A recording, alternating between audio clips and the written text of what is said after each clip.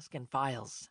Whenever she looked into Diane's studio, she was barely able to suppress a shudder of horror at the chaotic glitter in which Diane thrived. Now Lisa opened the door. "I'm off." "Bye, Lisa. Have fun tonight. See you in the morning. Don't stay too late. You know you don't work well when you're tired." "Yes, Mother." Diane took off her glasses and smiled. She'd been short-tempered with Lisa recently. She'd felt generally low-spirited. Certainly it wasn't Lisa's fault. It was no one's fault. A fog had floated over her normal cheerfulness, and an invisible virus was sapping her energy. The opposite of spring fever. Fall chill. Lisa shut the studio door. A moment later, Diane heard the office door close. She folded her glasses and laid them on the workbench, closed her eyes, and rubbed the bridge of her nose. Eye strain. Both she and Jim spent so much time focusing on details, it was no wonder they had trouble seeing each other clearly. Standing, she stretched luxuriously, looking around her. Primitive beauty and state-of-the-art technology met here, where beads and charms glittered among small chrome and steel machines. She'd been sitting at one of her 3 workbenches, a jeweler's bench made of solid oak. A cable snaked from a motor suspended from a hook on the workbench to the flexible shaft that operated a variety of hand pieces for precision work. Another cable led down to the foot pedal of her micromatic wax pen. Its digital temperature readout box sat on her workbench, along with the spatulas, round nose, probing, needle, beaver tail, and bent tips, all looking like so many medieval dental tools. Along the back of this workbench, as well as the other 2, grew a metal garden of fluorescent and magnifier lamps, curling and angling their wiry stalks and heads down over her work surface.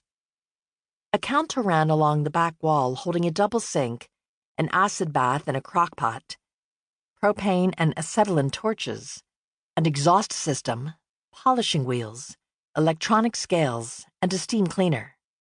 Safety goggles and face shields had been tossed down among her sketch pads and colored pens and pencils. She was successful in her fine art and custom jewelry line, but it was her fashion jewelry she loved most. Playing with her baubles not only inspired new designs for her business, it also served as a form of meditation and consolation in her life. Piled on a table and stacked on the floor were open plastic trays glittering with her playthings. Check crystals, tiny brass bells, metallic amulets and zodiac symbols, millefiori beads, copper and silver crosses, African brass beads. Her beloved semi-precious stones, amber, turquoise, agate, garnet, moonstone, amethyst, as well as sheets of silver and a few precious jewels, were locked in the safety vault hunkering in the corner. Every time she unlocked the door to her workroom and saw her loot waiting to be transformed by her skills, she felt like a witch returning to her charms. If only these sparkling gems and glowing metals really could work magic.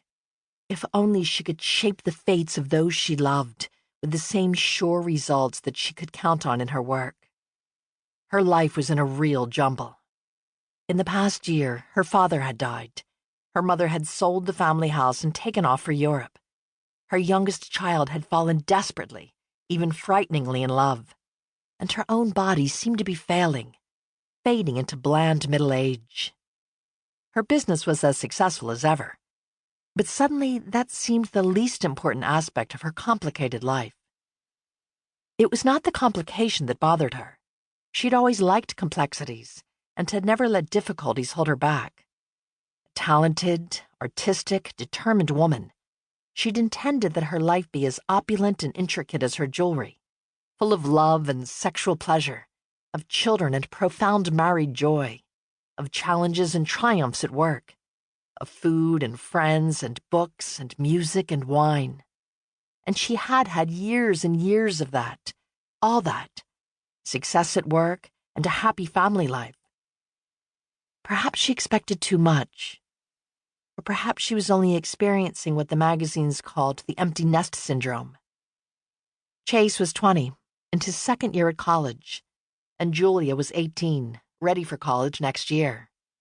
Jim joked that they were going through the empty wallet syndrome, with all the tuition they were paying.